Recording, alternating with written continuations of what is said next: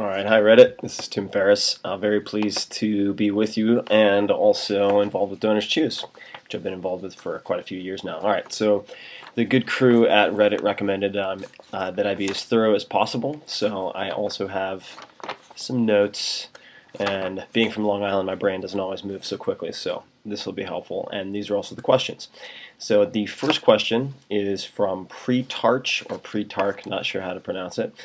And the question is, currently, what is your best source of constant income? Which and how many revenue streams do you have now? So there are a few things in the interest of being complete and detailed.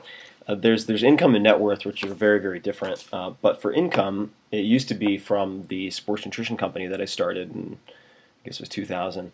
That has since been sold, and then the book royalty income has been a big part, certainly since 2007, which was unexpected because the 4-Hour Workweek was turned down by 27 or so publishers.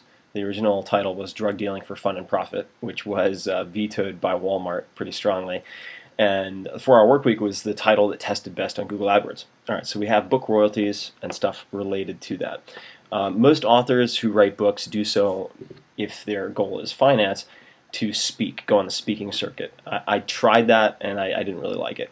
You can get paid ridiculously, so it is very lucrative. People like Malcolm Gladwell or Bill Clinton will get 50 to 100K for a 60-minute keynote. So it can be very lucrative. When the 4-Hour Workweek came out, it did well. I got a lot of calls from speaking agents, things like that, to do these various gigs, speaking to the Finance Association of Winnetonka, Wisconsin, or whatever. And I said yes to everything because I was so flattered and excited that someone wanted to pay me to speak. And then, since this was done 6 months in advance, or so, all of these events hit me at the same time, and I ended up being feeling like a traveling salesman, like Glengarry Glen Ross or something, for months, and it was terrible, just giving the same talk over and over and over again. So these days I do maybe 1 or 2 high-paying gigs every 6 months, I'd say, if the location is interesting enough, like Sydney was my last.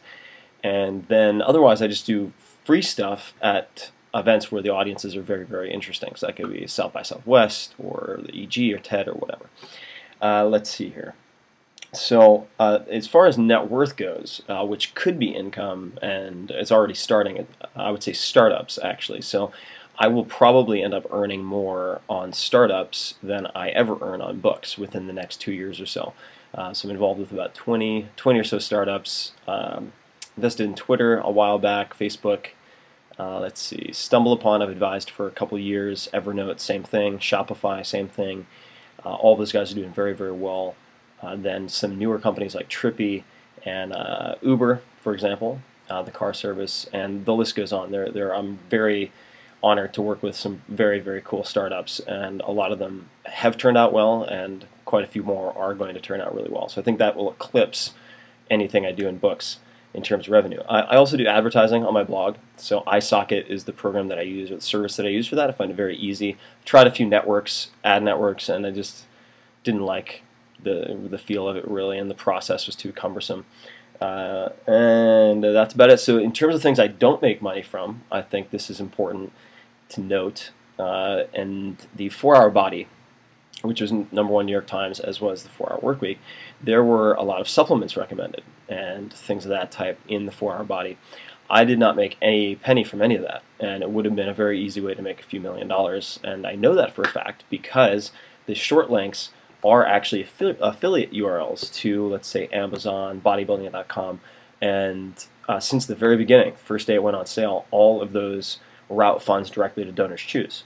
So all of that has gone to Donors Choose, and I didn't want people to question my motives for making those recommendations. I didn't want them to think it was because of financial gain and not because I determined one product was the best of its class, which was the case.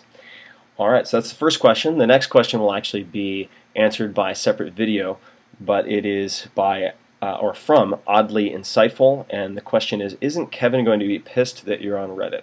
So that is coming up next.